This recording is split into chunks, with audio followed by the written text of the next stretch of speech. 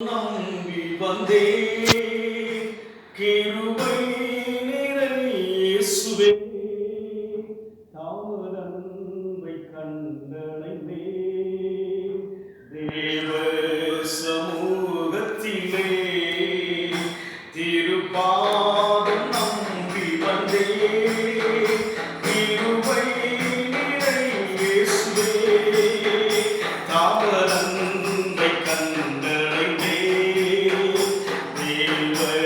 சமூகத்திலே தாமதன்பை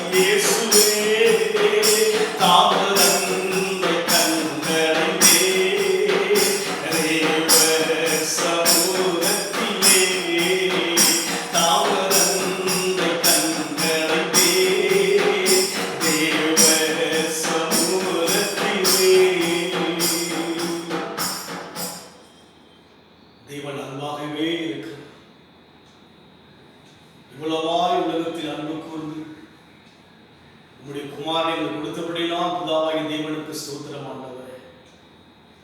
எங்கள் தேவன் அன்பின் தேவன் ஐயா, துதிப்பதற்காகவே எங்களை அழைத்திருக்கிறோம். இன்றைக்கு ஆலயத்தில் நாங்கள் விடுதலையோடு ஆராதிக்கப்பட்டாலும் கூட ஒவ்வொரு தேவ ஜனங்களும் வீடுகளிலிருந்து கர்த்தாவை முன்னோக்கி பார்க்கிறார்கள். அவர்கள் நோக்கி பார்த்து பிரகாசம் அடைந்தார்கள். அவர்கள் முகங்கள் வெட்கப்பட்டு போவது என்று சொல்லி பார்க்கிறோம். அதுபோல் யாரெல்லாம் நோக்கி பார்க்கிறார்களோ அவர்கள் எந்த விதத்திலும் வெட்கப்பட்டு போவதில்லை. கர்த்தாவே தேவன் ஜனங்களை ஆசீர்வதி. துதித்தலே உடைய சமூகத்தில் இன்பம் என்று சொல்லி பார்க்கிறோம். துதிப்பதே உடைய சமூகத்துக்கு தகும் என்று சொல்லி பார்க்கிறோம். நாங்கள் துதிக்கிறோம். கர்த்தரை எக்காலத்திலும் ஸ்தோத்திரிப்பேன், அவர் துதி எப்போதும் என் வாயில் இருக்கும் என்று சொல்லி பக்தர் சொல்வது போல, தாவீது சொல்வது போல நாங்களும் துதிக்கிறோம் ஐயா. வீடுகளிலிருந்து துதிக்கின்ற ஒரு தேவ ஜனங்களையும் ஆசீர்வதிக்கிறார். அவர்கள் துதியை சொல்லிக்கொண்டு வருவார் என்று சொல்லி பார்க்கிறோம். துதிக்கிற ஜனங்களை நீ பொறுப்படுத்திக் கொள்ளும், ஆசீர்வதிக்கிறார். துதிகளிலே இறங்குவதற்காக நன்றி. என் நாமத்திலே 2-3 பேர்கள் கூடியிருக்கிறோம், அவர் மத்தியில் நான் வருவேன் என்று சொன்ன தேவன் தாமே.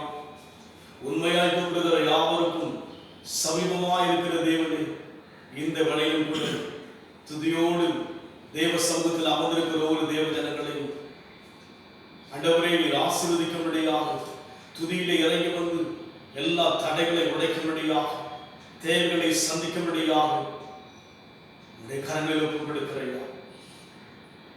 காலையிலும் துதிப்பேன், மாலையிலும் துதிப்பேன். காலையிலும் துதிப்பேன், மாலையிலும் துதிப்பேன். மதியத்திலும் துதிப்பேன், இரவிலும் துதிப்பேன். மதியத்திலும் துதிப்பேன், இரவிலும் துதிப்பேன். நன்றி நன்றி நன்றி நன்றி நான் முழுவதும்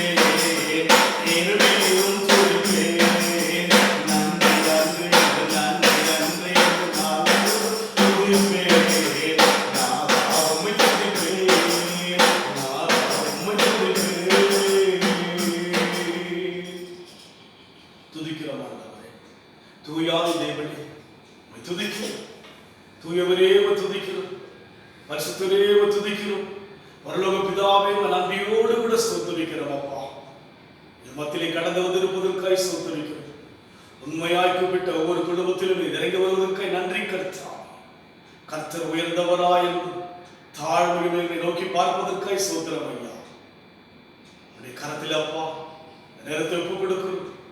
தேவன் வெளிப்படுகிறார். இயேசுவின் நாமத்தில் பிதாவே.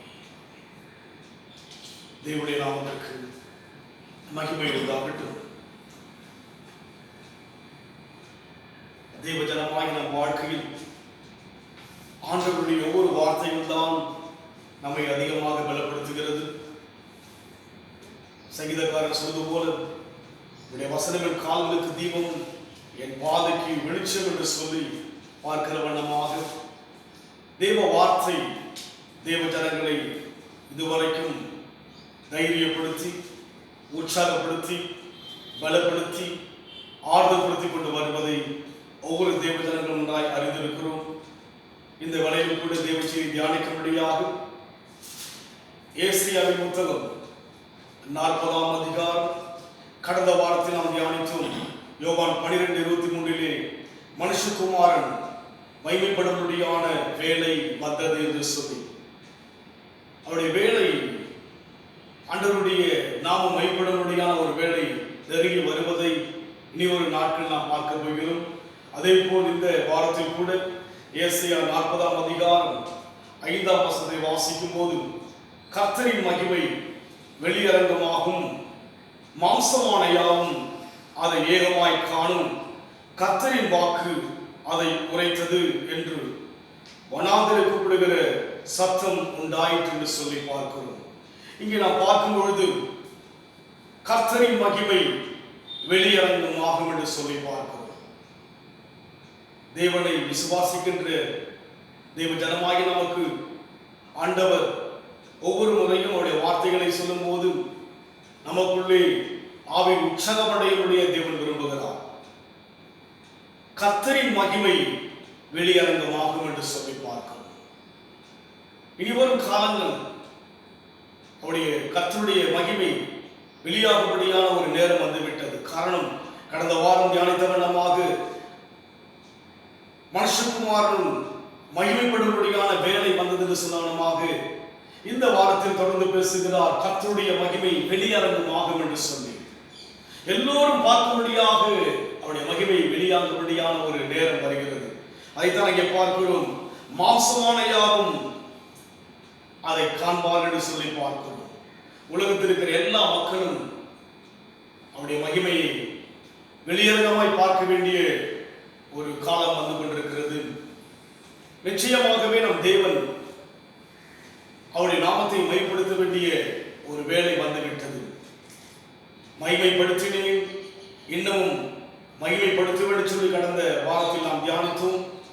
அதுபோல் இன்றைக்கு நாம் பார்க்கும்போது கர்த்தரின் மகிமை வெளியரங்கமாகும், மாம்சமான யாவும் அதை காணும், கர்த்தரின் வாக்கு அதை உரைத்தது. ஆண்டவருடைய வார்த்தையை உரைத்திருக்கிறது, வெளியரங்கமாகும் என்று சொல்லி மாம்சமான மக்கள் யாவரும், உலகத்தில் இருக்கிற எல்லா மக்களும் அவருடைய மகிமை வெளியரங்கமாய் பார்க்கும்படியான ஒரு நேரம் வந்து கொண்டிருக்கிறது. இன்றைக்கு நாம் ஆலயத்தில் ஆராதிக்க முடியாதபடிக்கு சோர்ந்திருக்கலாம். எவ்வளவுதான் வீட்டில் ஆராய்த்தாலும் கூட நம்மால் விடுதலையோடு ஆராதிக்க முடியாதபடி இருக்கிறோம். காரணம், ஆலயத்தில் வந்து கூட நம்முடைய சிந்தனைகள், நம்முடைய எண்ணங்கள் வெளியே செல்வது வழக்கம். அதுபோல் இன்றைக்கு நம் வீட்டுக்குள் இருந்து முழுமையான விடுதலையோடு ஆராதிக்க விட்டாலும் கூட தேவ வசனம் என்பது அவமாய் போவது இல்லை, ஆண்டுடைய வார்த்தை வெறுமையாய் போவது இல்லை. தேவ வசனத்தில் ஜீவன் இருக்கிறது, உயிர் இருக்கிறது, ஒவ்வொரு வார்த்தையும் வல்லமை இருக்கிறது. அதனால் நாம் ஒருவரை சோர்ந்து குழப்பத்தோடு இருந்தாலும் கூட அவருடைய வார்த்தை குழப்பமான வார்த்தை அல்ல. அவர் சொல்லியும் செய்யாது இருப்பாரோ, வசனத்தை நிறைவேற்றாது இருப்பாரு சொல்லி நாம் எண்ணாபத்தில் வாசிக்கிற வண்ணமாக இங்கே நாம் பார்க்கிறோம். நாம் ஒருவேளை ஐயோ 7 வாரங்கள் கடந்து 8வது வாரம் வந்து விட்டதே, இன்னும் தேவனை ஆலயத்தில் போய் வழிபட முடியாதபடி இருக்கிறோமே, ஆராதிக்க முடியாதபடி இருக்கிறவர்கள் சொல்லி ஒரு அங்கலாய்ப்பு நமக்குள் இருக்கலாம். ஆனால் தேவன் சோர்ந்து போகிறவர் அல்ல. அவர் வார்த்தையில் ஜீவன் இருக்கிறது. இந்த உலகமானது வெறுமையும் ஒழுங்கின்மையாய் இருந்த போது ஆண்டவர் ஆதியிலே வானத்தையும் பூமியும் உண்டாக்கின நாள், அந்த நாளிலே பூமியானது ஒழுங்கின்மையும் வெறுமையா இருந்த போது அதை குறித்து தேவன் சோர்ந்து போகவில்லை. அதை குறித்து தேவன் கலக்கம் அடையவில்லை. அந்த ஒழுங்கின்மையான இடத்தில், வெறுமையான இடத்தில் ஆவியானவர் அந்த ஜலத்தின் மேல் அசைவாடின போது வெளிச்சம் உண்டாக்கணும் என்று சொன்னார். உலகத்தில் வெளிச்சம் உண்டானது. அதுபோல் இன்றைக்கு நம் வாழ்க்கையில் நாம் சூழ்ந்திருக்கலாம். ஆனால் தேவனோ சூழ்ந்து போகிறவர் அல்ல. அவர் வார்த்தை எங்கும் கடந்து போகிறதா இருக்கிறது. காற்றை எப்படி யாரும் தடுக்க முடியாதோ அதுபோல் அவருடைய வார்த்தையை ஒருவராலும் தடுக்க முடியாது.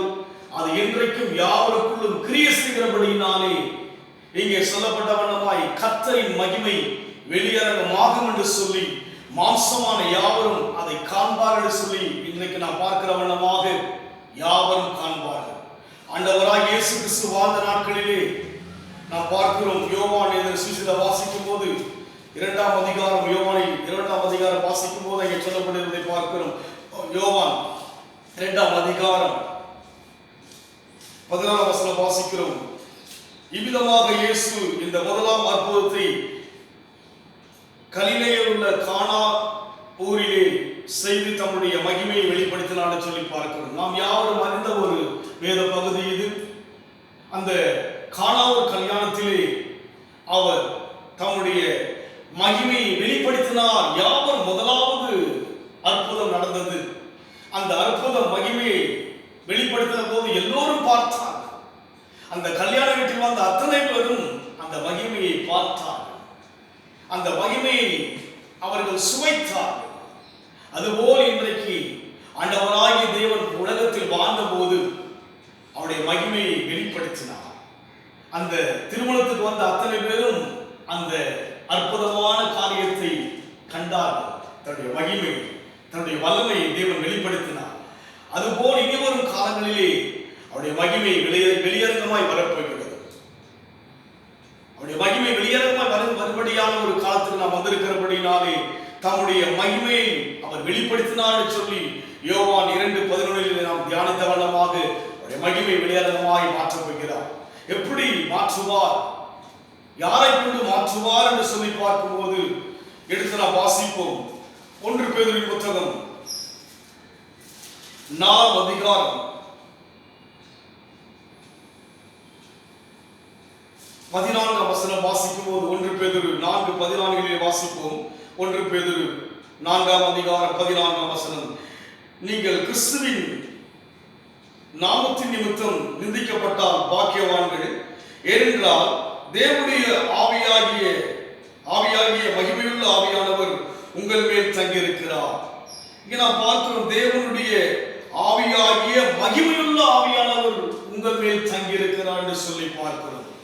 அன்றைக்கு இயேசு மாம்சமாய் வந்த போது தம்முடைய அந்த அற்புதத்தின் மூலமாக மகிமை வெளிப்பட்டது. இன்றைக்கு மகிமையுள்ள ஆவியானவர் நமக்குள் வாசம் பண்ணுகிறபடியினாலே அவருடைய மகிமை நம்மூலமாக வெளிப்படும்படியாய் தேவன் மாற்றப்படுகிறார். தொடர்ந்து நீங்கள் தொடர்ச்சியாக இந்த நான் கொடுத்த செய்திகளை நீங்கள் தியானித்து யோசித்து பார்க்கும்போது தெளிவாய் விளக்கமாய் பேசுகிறார் தேவன். எப்படி அவர் மகிமைப்படுவாராம்? இங்கே சொல்லப்பட்ட வண்ணமாக நமக்குள் ஏற்பட்டிருக்கிறார்.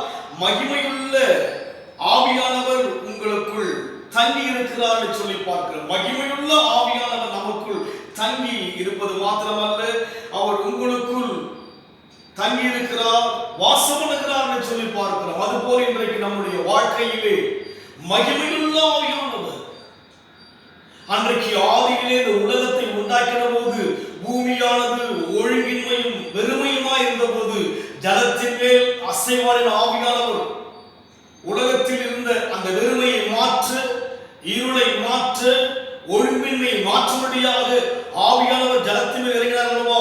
அந்த ஆவியானவர் தான் இன்றைக்கு மகிமையுள்ள ஆவியானவராக நமக்குள் தங்கியிருக்கிறார், நமக்குள்ளே தங்கியிருக்கிறார். உங்களுக்குள்ளே தேவன் தங்கியிருக்கிறார் என்கிற ஒரு நம்பிக்கை உங்களுக்குள் வர வேண்டும். அவர் மகிமையுள்ள ஆவியானவர் உங்களுக்குள் தங்கியிருக்கிறபடினாலே அன்றைக்கு மாம்சமாக இயேசுக்கு சேர்ந்த போது அந்த முதலாவது அற்புதம் அந்த கானா ஒரு கல்யாணத்தில் நடந்ததை பார்க்கிறோம். அங்கே தன்னுடைய மகிமையை வெளிப்படுத்தினார். ஏசியாவை வாசிக்கிற வண்ணமாக 45 வாசம் அல்லவா, கர்த்தரின் மகிமை வெளியரங்கு மாறுபடுத்துவதுமாய் இனி வரும் காலங்கள் கர்த்தருடைய மகிமை வெளிப்பட வேண்டிய வேலை வந்து விட்டபடியினாலே யார் மூலமாக யாரெல்லாம் அபிஷேகம் பெற்றிருக்கிறோமோ, யாரெல்லாம் தேவனை ஏற்றுக்கொண்டிருக்கிறோமோ, யாரெல்லாம் தேவனை விசுவாசிக்கிறோமோ, யாரெல்லாம் ஞானஸ்நானம் எடுத்து தேவ சபையில் அங்கமாக இருக்கிறோமோ அத்தனை பேருக்குள்ளாக மகிமையுள்ள ஆவியானவர் தங்கியிருக்கிறபடியினாலே நம்மளமாக தேவநாமம் வெளியரங்கமாக போகிறது. அப்பேற்பட்ட ஒரு காலம் வந்து கொண்டிருக்கிறபடினாலே நம் வாழ்க்கை மூலமாக தேவநாமத்தை மையப்படுத்த போகிறார். தேவநாமத்தை மையப்படுத்த போகிறார். அதனால் நாம் அதற்கு தகுதியுள்ள மக்களை மாற்றவே கர்த்தர் நம்மை அழைத்திருக்கிறார். இன்றைக்கு நாம் பார்க்கிறோம் பாடுகள், வேதனைகள், குழப்பங்கள், பயத்தோடு கூட உலகம் சென்று கொண்டிருக்கிறது. இந்த கொள்ளை நோய் நிமித்தமாக உலகம் முழுமையாக பயத்தோடு இருக்கிறார்கள். இது எவ்வளவு காலம் இருக்கும் என்று சொல்ல முடியாதபடி இருக்கிறார்கள். இந்த வியாதியிலிருந்து ஜனங்களை விடுவிக்க முடியாத அநேக மருந்துகளை கண்டுபிடிக்க முடியாத பிரயாசப்படுகிறார்கள். தெளிவு இல்லை இன்றைக்கு. ஆனால் இவையெல்லாம் இதற்கு எது நிமித்தம் அந்த காரியம் எல்லாம் வந்தது சொல்லி பார்க்கும் போது அதே 4ஆம் அதிகாரத்தில் வாசிப்போம். 1 பேதுரு 4ஆம் அதிகாரம்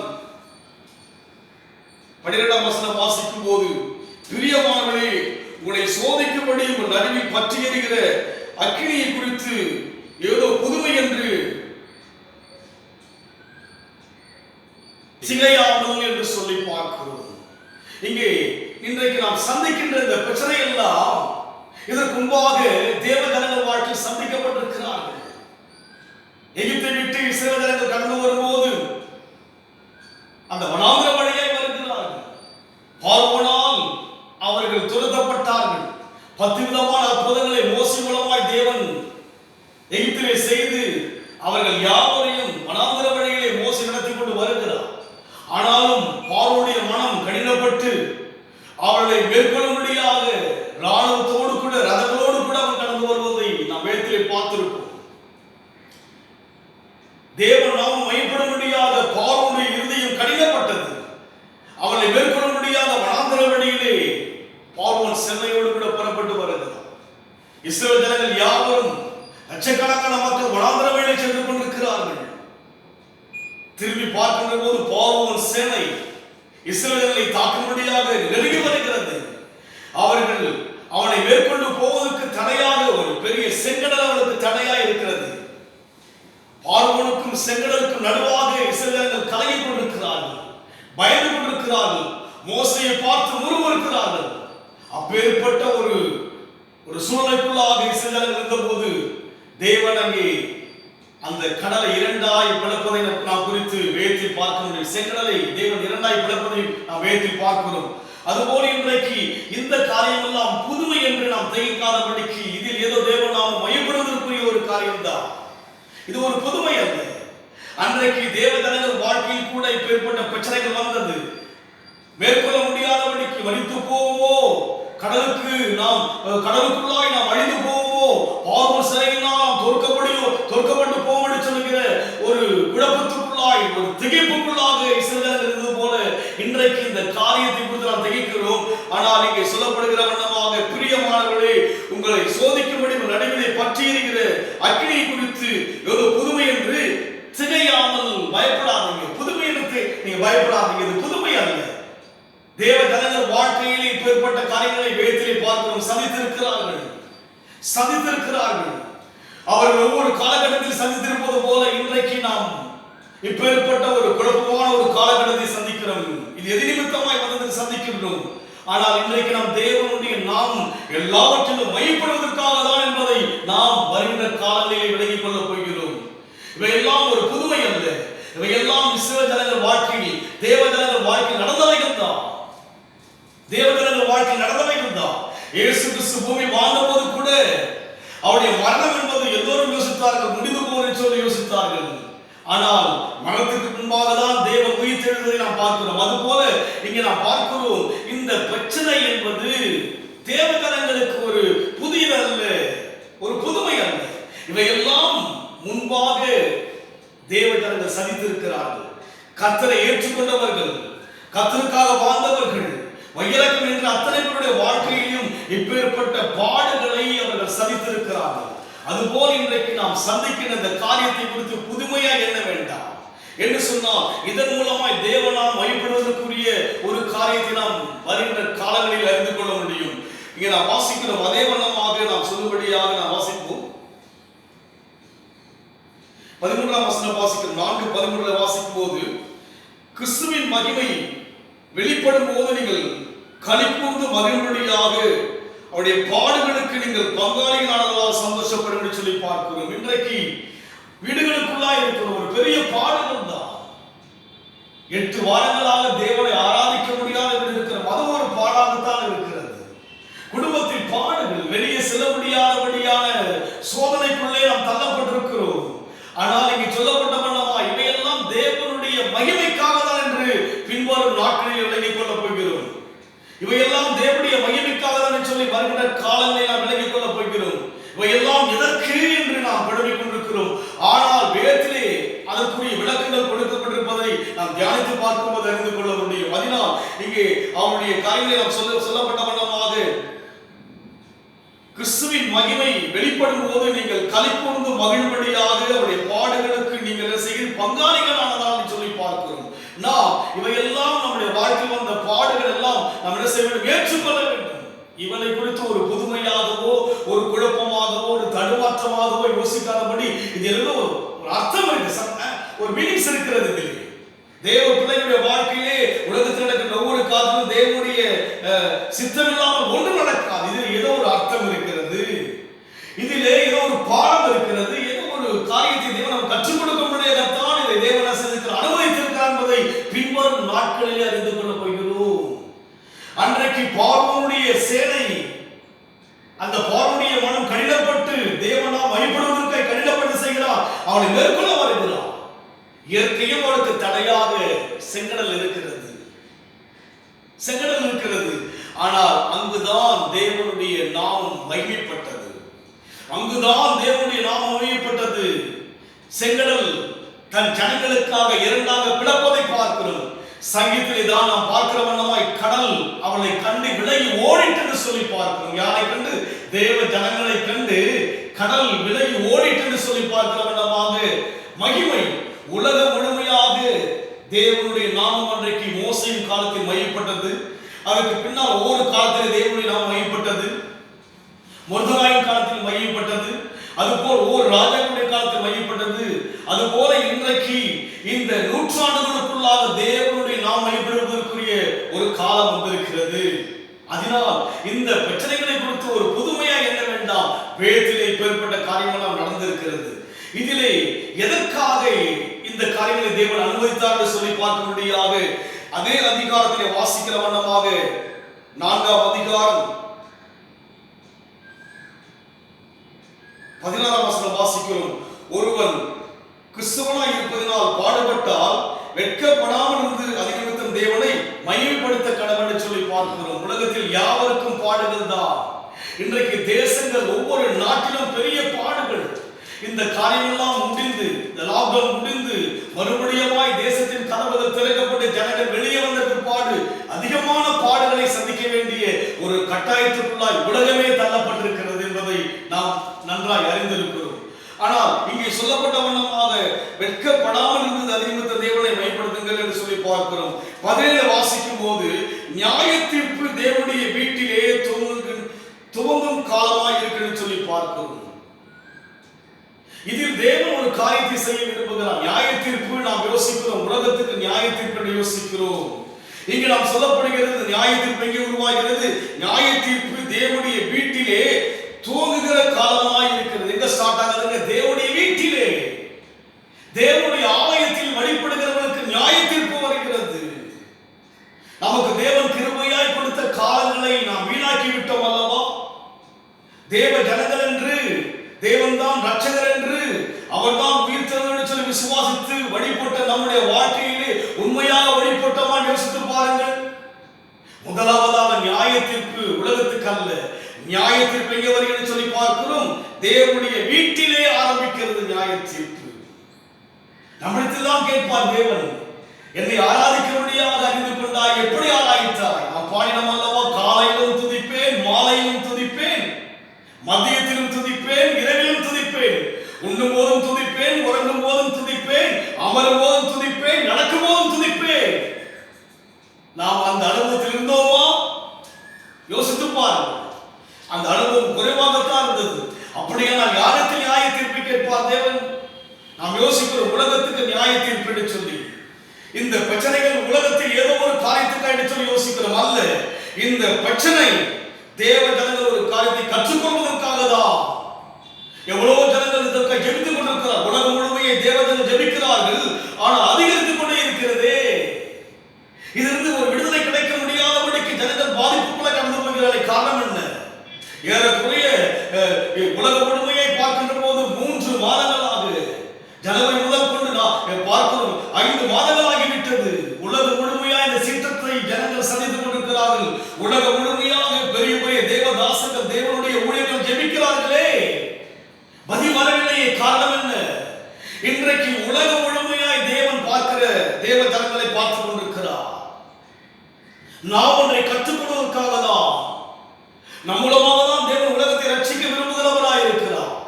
அவர் நாமம் மையப்படுவதற்குரிய பாத்திரவான்கள் யார்? தேவ ஜனங்கள், தேவ சபைகள், ஊழியர்கள் மாத்திரமல்ல, தேவ ஜனங்கள் மூலமாக உலகத்தில் இருக்கிற ஜனங்களை தேவன் ரட்சிக்க விரும்புகிறார்.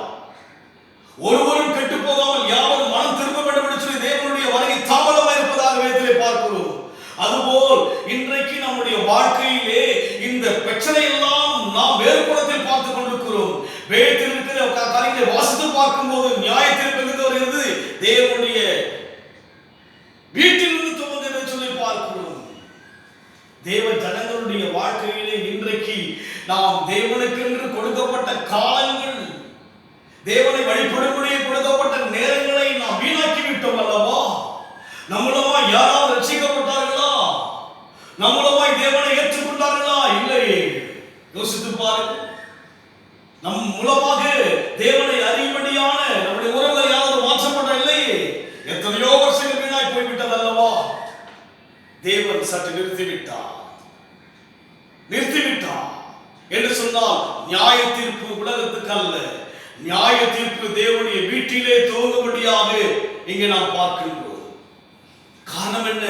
இன்றைக்கு நமக்காய் கர்த்தர் கொடுத்த கிருபையான நாட்களை, எவ்வளவு பெரிய தேவன், இந்த உலகத்தையே உண்டாக்கினவர், வானாதி வானம் கொள்ளாத தெய்வத்தை ஆராதிக்கும்படியான ஒரு வெளிப்பாடை பெற்ற மக்கள், விசேஷமான மக்கள் தான். ஆனால் நம் மூலமாக தேவனுக்கு என்ன பலன் வந்தது? நம் மூலமாய் உலகத்திலே மாற்றம் வந்ததா? நம் மூலமாய் உலகத்திலே ரட்சிப்பு வந்ததா என்று சொல்லி பார்க்கும்போது வேதனைக்குரியதாக இருக்கிறது. அதனால்தான் இங்கே தேவனுடைய நியாயத்திற்கு எங்கே ஆரம்பிக்கிறது? தேவனுடைய வீட்டிலே. இன்றைக்கு சபை வேற்றுமைகள் இன்றைக்கு இருக்கிறது. சபையுடைய காரியெல்லாம் பார்க்கிறோம், உயர்வு தாழ்வை பார்க்கிறோம். இன்றைக்கு போதனைகளை பெரிதாய் யோசிக்கின்ற அளவுக்கு தேவ ஜனங்களுக்கு பெருமை நிறைந்த ஒரு காலத்தில் வாழ்கிறோம். தேவன் உலகத்தில் தாழ்மையை வந்தார் அல்லவா? தேவன் உலகத்தில் தாழ்மையை பிறந்தார் அல்லவா? அப்பேற்பட்ட தாழ்மையான சுபாவங்கள் இல்லாதபடிக்கு அல்லவா ஆவிக்குரிய வாழ்க்கை இருக்கிறது. தேவ ஜனங்களுக்குள்ளாக தாழ்மை இல்லையே. நமக்குள்ளாய் ஒருவரை ஒருவர் வேற்றுமையாய் எழுதுகிறோமே, நமக்குள்ளே ஒருவரை ஒரு தாழ்த்தி யோசிக்கிறோமே. சபை பாகுபாடுகள் உண்டு. இன்றைக்கு சபை காரியங்களே இந்த தம்முடைய சபை பெருமை சொல்லி மற்ற சபைகளை குறித்து வித்தியாசமாய் பேசுகிற ஒரு சூழ்நிலைக்குள்ளாய் நாம் இருக்கிறோம். ஒருவன ஒற்றுமை கிடையாது. அப்போஸ்தலர் நாட்களிலே பார்க்கும்போது ஒருமித்திருந்தார்கள் யாவரும். அப்போஸ்தலர் நாட்களை பார்க்கும்போது யாவரும் ஒருமித்தவர்களாய் இருந்தார்களா? பாகுபாடு இல்லாதபடி இருந்தார்கள் அவருடைய வாழ்க்கையிலே. உயர்வு தாழ்வாதபடி இருந்தார்கள் அவருடைய வாழ்க்கையிலே. மாபெரும் எழுப்புதலை கர்த்தர் அவர் நாட்டிலே உண்டாக்கினார். மாபெரும் எழுப்புதல் அவர் நாட்டிலே உண்டாக்கப்பட்டது. ஆனால் இன்றைக்கு நாம் பார்க்கின்றோம், நாம் வாழ்கின்ற காலகட்டத்திலே இன்றைக்கு பார்க்கும்போது நம் கண்ணு முன்பாக தேவனுடைய வீட்டில் தான் இன்றைக்கு ஒற்றுமை இல்லை. தேவனுடைய வீட்டுக்குள்ளாக தான் இன்றைக்கு பெருமைகள் இருக்கிறது. தேவனுடைய வீட்டுக்குள்ளாக தான் ஒருவருக்கு விரோதமாய் பேசுகிற ஒரு காரியங்கள், ஊழியர்களை தாக்கி பேசும்படியான காரியங்களாக இருக்கிறது. அதனால்தான் நியாய தீர்ப்பு எங்கு வருகிறது? வீட்டிலே, தேவனுடைய வீட்டில் ஆரம்பிக்கிறது. ஒரு மனம், ஒற்றுமை, ஏக சிந்தை, ஒரு மனம், எந்த விதமான ஒரு மனம் இல்லாதபடி இருக்கிறோம். நாம் பாடுகிறோம், ஒரு மனம், ஒற்றுமை, ஏக சிந்தை என்று சொல்லி ஒன்று கிடையாது. வாழ்க்கையை யோசித்து பார்ப்போம். தேவன் நாம் மையப்படுவதற்குரிய ஒரு காலம் வந்து கொண்டிருக்கிறது. முதலாவதாக நம்முடைய வாழ்க்கையிலே நியாய தீர்ப்பு எங்கு வரும்? நாம் நான் யோசித்தேன், உலகத்துக்கு நியாய தீர்ப்பு. ஆனால் வேதத்தில் பார்க்கிறோம், நியாய தீர்ப்பு வீட்டில். எடுத்துதான் நியாயம் தேவன் கேட்கிறார், எடுத்துதான் நியாயத்தை கேட்கிறார். நான் தேவனை இத்தனை ஆண்டுகளாக ஏற்றுக்கொண்டு ஊழியம் செய்கிறேனே, எடுத்து நியாயம் கேட்கிறார். எனக்குள் தாழ்மை, நமக்குள் எத்தனை பெருமைகள் இருக்கிறது. ஜாதி பெருமைகள் நமக்குள் இருக்கிறது, அந்தஸ்து, பண ரீதியான பெருமைகள் நமக்குள்ளே இருக்கிறது. அப்படியானால் யாருக்கு நியாயம் கேட்பார்? உலகத்தில் அல்ல, இடத்தில் நியாயம் இல்லையே. எனக்குள் தேவன் இருக்கிறார், தாழ்மை இல்லையே. யோசித்து பாருங்கள். ஜாதிக்குரிய ஒரு எண்ணங்கள் எனக்குள்ளே இருக்கிறது அல்லவா? சமுதாயத்திலே ஒரு பெருமையா இருக்கிறது அல்லவா? தேவன் இன்றைக்கு அவர் நாம மையப்பட முடியாதபடி இருக்கிறது. 5 மாதங்கள் கடந்து போய்விட்டது. உலகம் தத்தளித்துக் கொண்டிருக்கிறது, தடுமாறிக் கொண்டிருக்கிறது. நம் தேவன் ஜெபத்தை கேட்கிறார் அல்லவா? ஜெபத்துக்கு பதில் கொடுக்கிறார் அல்லவா? எனக்கு கூப்பிடு, நான் உனக்கு மறுபடியும் கொடுப்பேன் என்று சொன்னவர் அல்லவா? ஆனால் 5 மாதங்கள் ஆகிவிட்டது. நியாயத்திற்கு தேவனுடைய வீட்டில் தான். எனக்கு நியாயம் இல்லை, தேவ வீட்டில் நியாயம் இல்லை. நமக்குள்ளே சபை பாகுபாடுகள், உயர்ந்த சபைகள், சிறிய சபைகள் என்ற பாகுபாடுகள். சபைகளுக்கு தேவன் தான் இருக்கிறார். தேவ ஊழியர்கள் மூலமாக தேவன் வெளிப்படுகிறார். தவிர யாவரும் சராசரி மனுஷர்கள் தான் அல்லவா உலகத்தில் நாம் பார்க்கின்றோம். அதனால்தான் இங்கே சொல்லப்பட்ட வண்ணமாக அந்த 11ஆம் வசனத்தில் வாசம் வண்ணமாக இங்கே வாசிக்கிறோம். 12 வாசகம், பிரியமானவர்களே, உங்களை சோதிக்கும்படி உங்கள் நடுவில் பற்றி எரிகிற அக்கினியை குறித்து ஏதோ புதுமை என்று திகையாமல். பிரச்சனைகள் வந்தது. இஸ்ரவேல் வாழ்க்கையில பிரச்சனைகள் வந்தது. காரணம் என்ன? அவர்கள் நியாய தீர்ப்புக்கு ஏதுவான மக்களாய் இருந்தார்கள். தவறுகள், குறைவுகள், முறுமுறுப்புகள், பெருமைகள், பலவிதமான தன்மையெல்லாம் இருந்தபடினால்தான் ஒரு வாழ்க்கையிலே வந்த காரியம் எல்லாம், பிரச்சனை எல்லாம் வந்தது. அதுக்கு பின்னால் பிரச்சனை ஜனங்கள் மேற்கொள்ளப்பட்டார்கள், அடிமைகளாய் கடந்து போனார்கள். அவருடைய வாழ்க்கையை பார்க்கும்போது வித்தியாசமான அனுபவங்களை பார்த்திருக்கிறோம். அவர் ஒரே லெவலில் ஆசீர்வதிக்கப்பட்டவர்களாய் அல்ல, எவ்வளவாக உயர்ந்தால் அவ்வளவை தாழ்ந்து வந்தார்கள். காரணம் என்ன? அவர்களுக்குள்ளே மாற்றங்கள், செயல், ஜீவன் எல்லாவற்றிலும் மாற்றங்கள். அதுபோல் இன்றைக்கு தேவ ஜனங்களாகிய நம்முடைய வாழ்க்கை, தேவன் எதிர்பார்க்கிற தன்மைகள் இன்றைக்கு குறைவுதான். அதனால்தான் இங்கு சொல்லப்பட்ட வண்ணமாக நியாய தீர்ப்பு தேவனுடைய வீட்டில் தூங்குகின்ற காலமாய் இருக்கிறது. முந்தி நம்மிடத்திலே அது துவக்கினால் எங்க துவக்கிறார் நியாய தீர்ப்ப? நம்ம தான் துவக்கிறார். தேவ ஜனங்களுக்குள்ளாக தான் துவக்குகிறார் நியாய தீர்ப்ப, உலகத்துக்கு அல்ல. உலகம் தேவனை அறியாதவர்கள், தேவனை தெரியாமல் இருக்கிறார். நாமும் தேவனை அறிந்தவர்கள். பவுல் சொல்வது போல நாம் விசுவாசித்திருக்கிறவர் இன்னார்கள் நான் அறிவேன்னு சொல்லுவோ அறிந்த மக்கள் தான். அறிந்து என்ன? அறிந்து என்ன? நான் தேவனை அறிந்து என்ன? என்னை அல்லவா காண்பிக்கிறேன். என்னுடைய பிரசங்கம், என்னுடைய காரியங்கள், என்னுடைய பெருமை, என்னுடைய அந்தஸ்து, என்னுடைய ஞானம், என்னுடைய தன்னை தான் காண்பிக்கிறோம். தன்னை தான் காண்பிக்கிறோம். தன் சாபனங்களை காண்பிக்கிறோம். யோசித்து பாருங்கள். ஆண்டவர் தன்னை தேவனாய் காண்பிக்கவில்லையே. மரியாதை மகன் அல்லவா, தச்சுடைய குமாரன் அல்லவா என்று சொல்லி அல்லவா காண்பித்தார் அவர். இன்றைக்கு அதனால் எங்கே நியாயத்திற்கு ஆரம்பமாகிறது? தேவனுடைய வீட்டில் தான் துவங்குகிறதா? யோசித்து பாருங்கள். இன்றைக்கு நம்முடைய வாழ்க்கையிலே 8 வாரங்கள் நாம் யாரும் சந்தித்திருக்க முடியாது. இன்னைக்கு உயிராக இருக்கிற ஒருவரும் இந்த காரியத்தை சந்தித்திருக்கவே முடியாது. இந்த காரியத்தை யாரும் சந்தித்திருக்க முடியாது. 8 வாரங்கள் முடங்கி ஆலயத்தில் ஆராதிக்க முடியாதபடிக்கு காரியம் இன்றைக்கு நியாயத்திற்கு நம்மிடத்திலே கர்த்தர் ஆரம்பிக்கிறார். வாழ்க்கையை யோசித்து பார். வேதம் சொல்லப்பட்ட அந்த விவரங்கள் அறிந்திருந்தும் கூட என்னை குறித்து உலகம் விலகிக் கொள்ள முடியாதவனாய் இருக்கு. நமக்குள்ளதான் பிரச்சனைகள் அதிகமாக. சபைக்குரிய காரியங்களை குறித்து பார்க்கும்போது பெருமைகள், மற்றவர்களை தாழ்வாக, நான் என்னை பெருமையாக, நான் என்னை மேன்மையாக, இப்படியெல்லாம் உடைய வாழ்க்கை இருக்கிறபடினாலே இங்கே நியாய தீர்ப்பு தேவனுடைய வீட்டில் துவங்குகிற காலமாக இருக்கிறது.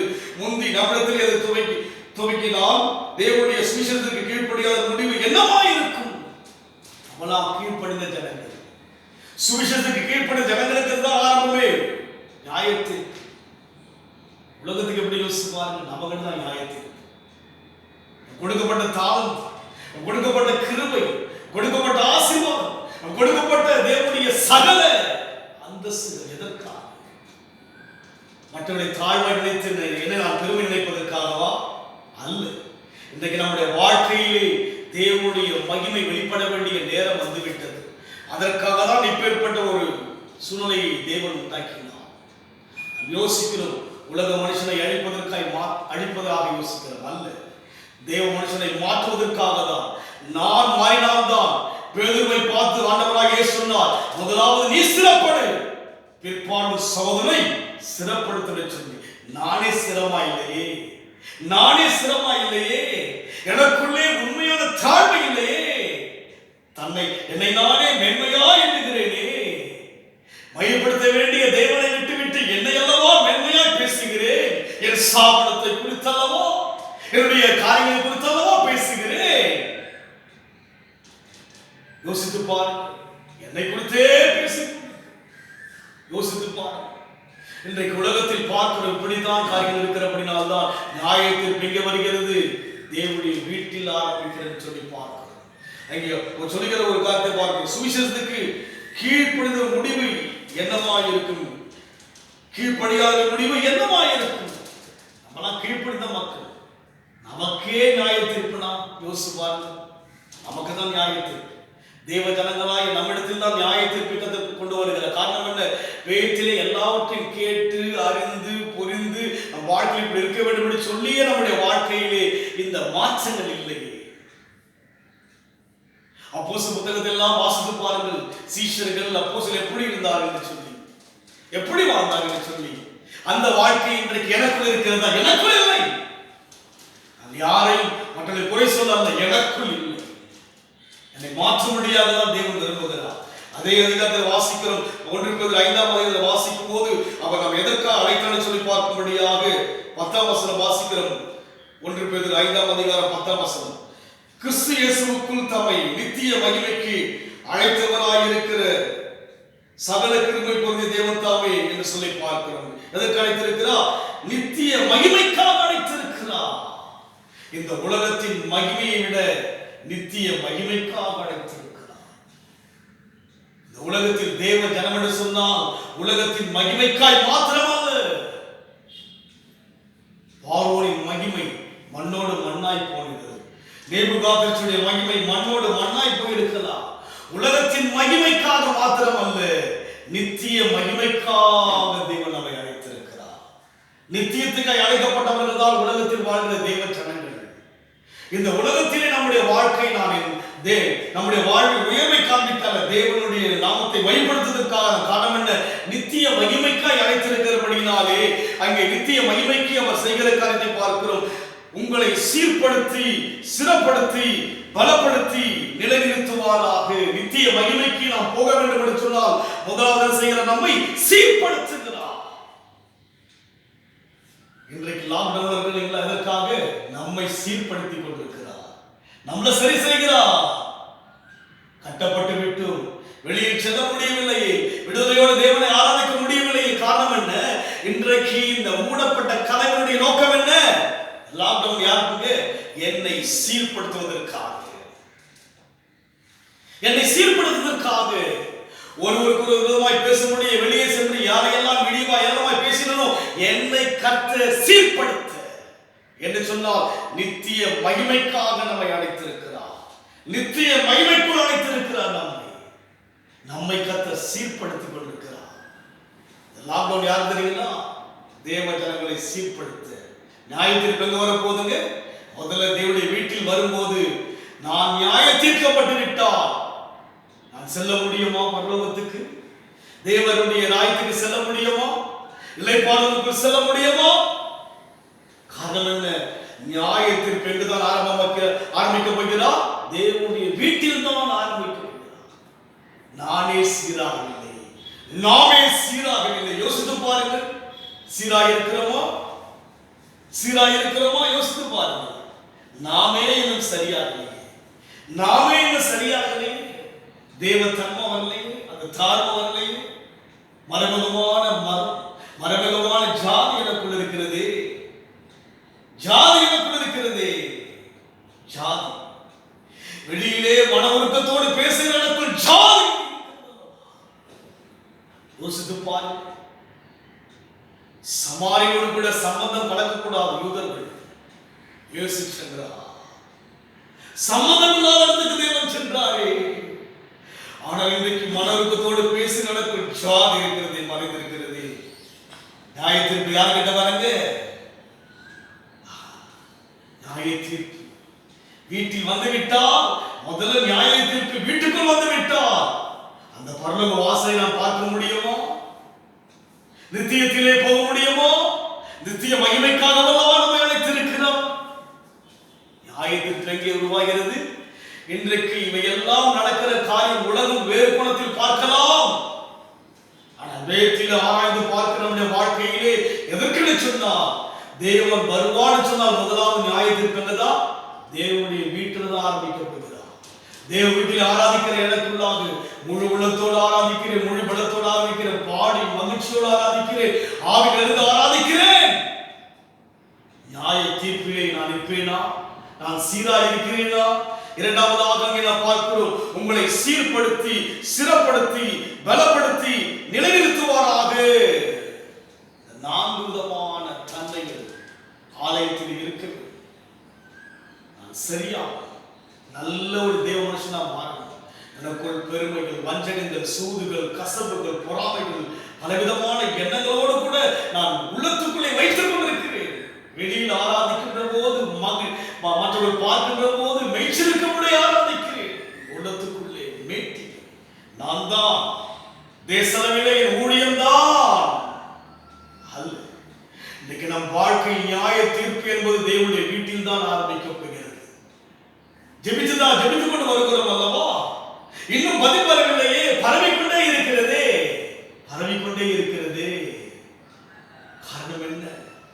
காரணம் என்ன? நாம் இங்கே சொல்லப்பட்ட வண்ணமாக சீர்பட வேண்டும், சிறப்பட வேண்டும், பலப்பட வேண்டும், நிலைநிறுத்தப்பட வேண்டும். நித்திய மகிமைக்கென்று நிலைநிறுத்தப்பட வேண்டும். நித்தியத்துக்கு போவதற்கு நான் என்ன செய்ய வேண்டும்? நிலைநிறுத்தப்பட வேண்டும். நிற்கணும். நான் பிறருக்காய் ஜெபிக்கிறேன், ஆனால் என் வாழ்க்கையில் மாற்றம் இல்லை. கிருபை தேவன் கொடுத்திருக்கிற கிருபை, வரங்கள் எல்லாம் தேவன் கொடுத்த கிருபைகள். அவர் நாமத்தில் கேட்கின்ற போது தேவனுக்கு அந்த வரங்களை கொடுக்கிறார். அதனால் ஆண்டவர் சொன்னார், அங்கே பார்க்கும்போது பிசாசுகளை துரத்தினோமே, வியாதிகளை சுகமாக்கினோமே, நான் உங்களை அறியேன் என்று சொல்கிறாரே. அக்கிரம சிந்தைக்காரனை விட்டு அகன்று போய் சொல்கிறார் அல்லவா? யார்? நான் வியாதி சுகமாக்கினவர் தேவ மனுஷன். என்னை பார்த்து, நம்மை பார்த்து அகன்று போன்னு சொல்கிறார் அல்லவா? யோசித்து பாருங்கள். நெருக்கமானவர்கள் அவர் நாமத்தினாலே வியாதியை சுகமாக்கினவர்கள், அவர் நாமத்தினால் பிசாசுகளை துரத்தினவர்கள். ஆனால் அவர் சொல்கிறார், அக்கிரம சிந்தைக்காரனை விட்டு அகன்று போக முடியாது. யோசித்து பாருங்கள்.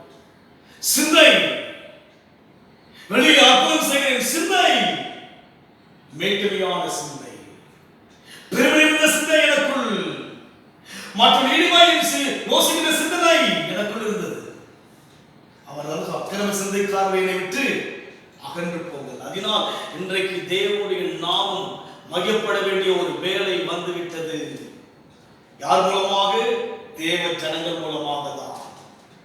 பவுல் சொல்லுவார், எங்களால் தேவனுடைய நாமம் மையப்படுவதாக என் நிமித்தமாய் தேவனை மையப்படுத்தினார்கள். தேவனுடைய மகிமை வெளியரங்கமாகும், மாம்சமான யாரும் அதை காணும். கர்த்தருடைய வாக்கு உரைக்கிறது நம்மை கொண்டு. அதனால் லாக்டவுன் எதற்காக தெரியுமா? நான் சீர்பட, நான் சிறப்பட, எனக்குள் இருக்கிற தன்மைகள் மாற்றப்பட, சுவாபங்கள் மாற்றப்பட, ஜாதி தன்மைகள் மாற்றப்பட. யோசித்து பாருங்கள். வேதத்திலே பார்க்கும்போது நியாய தீர்ப்பு உலகத்துக்கு அல்ல, நமக்கு தான், எனக்கு தான் நியாய தீர்ப்பு.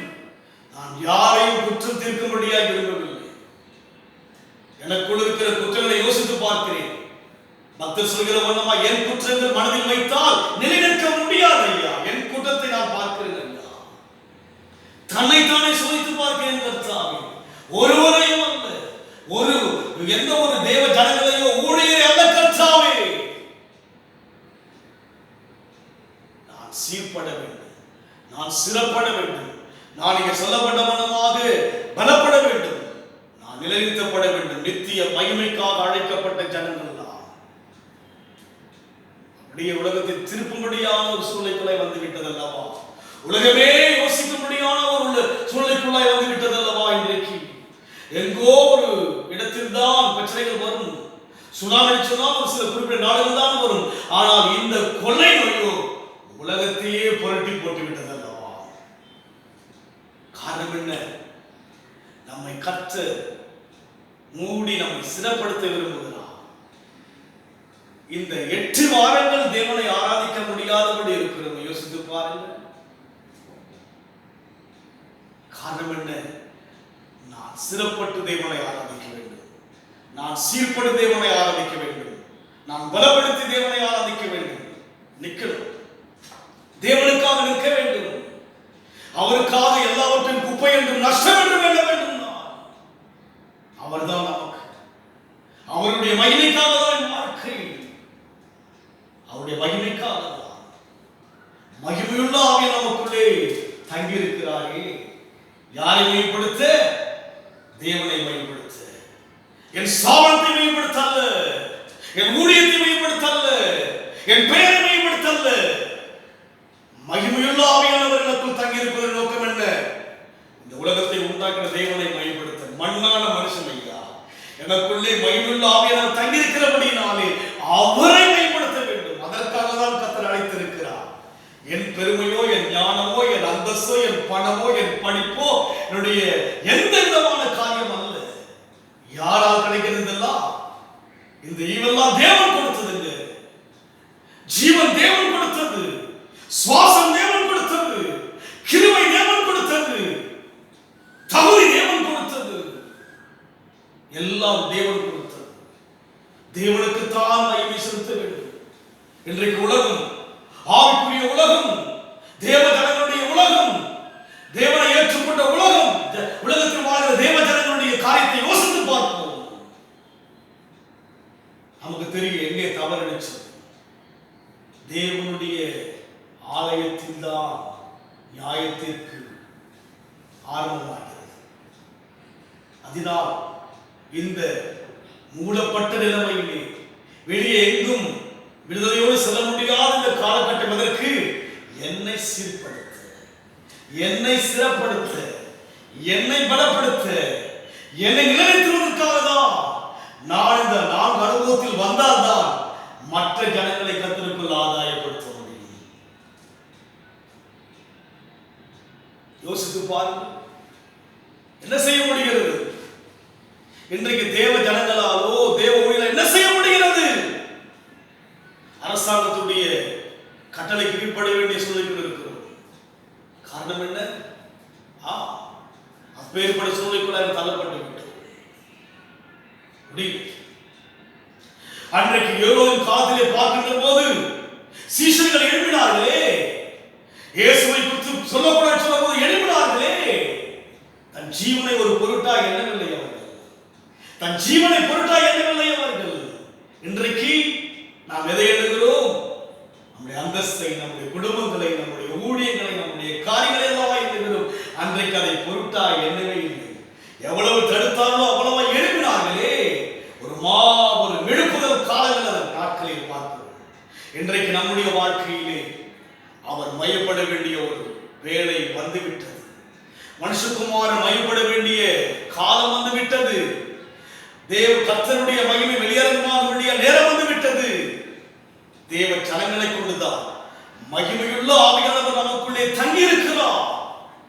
ஆதியிலே இந்த உலகத்தை உண்டாக்கின போது ஜலத்தின் மேல் அசைவாடி உலகத்தை ஒழுங்குபடுத்தி உலகத்தை எல்லாம் நல்லதாக உருவாக்கும்படியாக அசைவாடின அந்த ஆவியானவர் தாமே இன்றைக்கு மண்ணாகிய ஒரு சராசரி மனுஷன் ஐயா. நான் வேறு லோகத்தின் சராசரி ஒரு மனுஷன். அப்போஸ் நாட்களிலே பார்க்கும் போது அங்கே ஜனங்கள் அவர்களை மதிக்கும்படியாக கால்களிலே விழும்படியாக வந்த போது அவர்கள் ஒதுங்கினார்களே. அது இன்றைக்கு ஒரு கூட்டம் கனப்படுத்தப்படியாக யோசிக்கிறோம்னா அல்ல. இன்றைக்கு நம் தேவனுடைய சமூகத்திலே ஒவ்வொரு தேவர்களும் யோசித்து பார்க்க வேண்டும். இனி தேவன் மறுபடியுமாக ஆலயத்தின் காரியங்கள் திறக்கப்படும் போது முந்தின ஆலயத்தின் மகிமையை பார்க்கிற பிந்தின ஆலயத்தின் மகிமை பெரிதாக இருக்கக்கூடிய தேவன் யாருக்காக? அவரை நாம் மையப்படுவதற்காக. மகிமையுள்ள ஆவியானவர் உங்களுக்குள் தங்கி இருக்கிறபடினால அவரை மையப்படுத்துங்க. குடும்பமாய் தேவனை மையப்படுத்துவோம், சபையாய் தேவனை மையப்படுத்துவோம், ஒற்றுமையோடு கூட உலகத்தில் இருக்கிற யாவரும் தேவனை மையப்படுத்த வேண்டும். அதுல நான் சீராகல, எனக்குள்ள அந்த ஒற்றுமை வரல, எனக்குள்ள அந்த ஒருமனை இல்லை, அது நான் சிரமமாகல. நான் பிரசங்கிக்கிறேன், ஆனா ஒரு ஒற்றுமையில நான் சிரமமாகல. நான் பிரசங்கிக்கிறேன், ஆனா தாழ்மையில நான் பண்ண சிரமமாகல.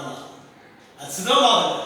என்னுடைய குடும்பம், என்னுடைய காரியங்கள் இதுதான். மற்றவர்களை தாழ்வா யோசித்து இல்லை. இவை எல்லாவற்றிலும் நம் வாழ்க்கையிலே சீர்படுத்தி சிறப்படுத்தி பலப்படுத்தி நிலைநிறுத்தும்படியாக தான் கர்த்தர் அழைத்திருக்கிறார். அதற்காக தான் அந்த பிரச்சனை. வேதத்தின் மூலமாய் நான் விளங்கிக் கொண்ட ஒரு காரியம், வேதத்தின் மூலமாக தான் விளங்கிக் கொண்டேன். இந்த காரியம் என்னை கர்த்தர் சீர்படுத்த, நம்மை கர்த்தர் சிறப்படுத்த, நம்மை கர்த்தர் பலப்படுத்த, நம்மை கர்த்தர் நிலைநிறுத்துவதற்காக தான். தேவன் வந்துவிட்டால் இன்னும் நான் சீராகவில்லையே. நான் மக்களை சீர்படுத்தும்படி பிரசங்கிக்கிறேன், நான் சீராகலையே. நான் மக்களை சிறப்படுத்த, நான் சிறப்பாகலை. எனக்குள்ளே எத்தனை தன்மை நான் தேவன் பார்த்தார். முதல்ல நீ சீர்படணும். நான் சீர்படுவதற்காக தான் தேவன் வந்துவிட்டால், வருகிறார் சொல்லுகிறோமே, வந்துவிட்டால் சீக்கிரம் வருகிறார், வரதான் போகிறார். வந்துவிட்டார் பிறரை சீர்படுத்துகிற நான் இன்னும் சீராகவில்லை. இன்னைக்கு நம் வாழ்க்கையிலே ஆண்டவருடைய மகிமை வெளியரங்கமான ஒரு காலம் வந்துவிட்டது. தேவ ஜனங்கள் மாத்திரமல்ல, மற்ற உலக ரீதிய ஜனங்கள் யாவரும் தேவனை அறிவதற்குரிய நேரம் வந்துவிட்டது. இனி உலகம் சந்திக்க போகிற காரியங்கள் எல்லாம் மிக கடினமான காரியங்கள். அங்கே நாம் தியானித்தவனமான இடத்துல நாம் அங்கே பார்க்கிறோம். கடைசி வாசிப்போம். 4:13 வாசிக்கிறது. கிறிஸ்துவின் மகிமை வெளிப்படும் போது நீங்கள் களிகூர்ந்து மகிழும்படிக்கு அவருடைய பாடுகளுக்கு நீங்கள் செய்து பங்காளிகளானதா சந்தோஷப்பட சொல்லி பார்க்கிறோம். பாடுகள் நிறைந்த ஒரு காலத்துக்குள் வந்திருக்கிறோம். இதில் நாம் என்ன செய்ய வேண்டும்? பாடுகளை நாம் செய்ய வேண்டும், பங்காளிகளாக மாறணும், தேவனுக்காக எழுதணும். பாடுகள் நிறைந்த ஒரு காலம் சந்திக்கும்படியான ஒரு நேரம் வந்துவிட்டது. நீ உலகத்தில் என்னவென்ற ஒரு கேள்வியோடு இருக்கிறார்கள். உலகமும் உலகத்தில் இருக்கிற மக்களும் தேசத்தில் இருக்கிற ஒரு தலைவர்களும் பாடுகளை சந்திக்க வேண்டிய நேரம் வந்து விட்டது. மக்களை எப்படி நடத்த போகிறோம், மக்களை எப்படி திருப்திப்படுத்த முடியும் என்கிற ஒரு யோசனைக்குள்ளாக உலகத்தின் தலைவர்கள் இருக்கிறார்கள். நாம் என்ன செய்ய வேண்டும்? அவரோடு கூட நாம் பங்காளிகளாய் பாடுகளுக்குள் பங்காளிகளாய் மாற வேண்டும். அதனால் நம்மை கொண்டு கர்த்தர் மையப்பட விரும்புகிறார். நாம் இத்தனை நாட்கள் இன்றைக்கு நாம் வாழ்க்கையில் இருந்த காரியங்களை பார்க்கும்போது நாம் சீர்படுத்த, சிறப்படுத்த, பலப்படுத்த, நிலைநிறுத்த முடியாததான் தேவன் இந்த காரியம் செய்திருக்கிறார். நான் வேத்தின் மூலமாக விளங்கிக் கொண்டேன். நிச்சயமாய் கர்த்தர் நம்மை எதற்காக தான் கர்த்தர் அழைத்திருக்கிறார். அதனால் நியாய தீர்ப்பு என்பது உலகத்தில் இது அல்ல. நம்மிடத்திலே நியாயத்தை கேட்கும் போது நாம் என்ன செய்ய போகிறோம்? நியாயத்திற்கு முதலாவதாக தேவனை அறிந்த மக்களாகிய நமக்குத்தான். அதனால் இனி வரும் காலங்களிலே தேவனால் மையப்படுவதற்காக வாழ்வோம். உங்களால், தெய்வ ஜனங்களால், உலகத்தில் இருக்கிற எல்லா ஜனங்களாலும் நாம் மையப்பட வேண்டும். அற்புதம் அதிசயம் மாத்திரம் அவரை மையப்படுத்துதல்ல, ஒவ்வொரு செயல்களும், ஒவ்வொரு கிரியைகளும், நம்முடைய தன்மைகள், நம்முடைய முழு மாற்றங்கள் எல்லாவற்றிலும் தேவனை மையப்படுத்தும் போதுதான் அநேக ஜனங்கள் கத்தர்கிட்ட வர முடியும். அற்புத அதிசயம் மாத்திரம் அல்ல, நமக்குள் இருக்கிற இலகிய குணங்கள், தன்மைகள், விட்டுக் கொடுக்கிற பக்குவங்கள், அன்பு, கரிசனை, சந்தோஷத்துக்கு, சமாதானத்துக்கு, நிம்மதிகளுக்கு வேண்டிய ஒரு ஒரு பாத்திரமாக மாற வேண்டும். நம்மால் நிம்மதி அனைவருக்கு வர வேண்டும், நம்மால் சந்தோஷம் வர வேண்டும், நம்மால் சமாதானம் வர வேண்டும், நம் மூலமாய் மகிழ்ச்சி வர வேண்டும். ஜாதி, மதம் இவை எல்லாவற்றையும் தேவன் விரும்பவில்லை. நிச்சயமாகவே அவருடைய காரியங்களை பார்க்கும் போது அவர் எப்படி இந்த உலகத்தில் வந்தார் என்று யோசித்து பார்ப்போம். நாமும் பெறப்பட்ட அனுபவத்தில் போக தேவன் நம்மை நடத்த கண்களை மூடி கத்தர் நோக்கி பார்ப்போம்.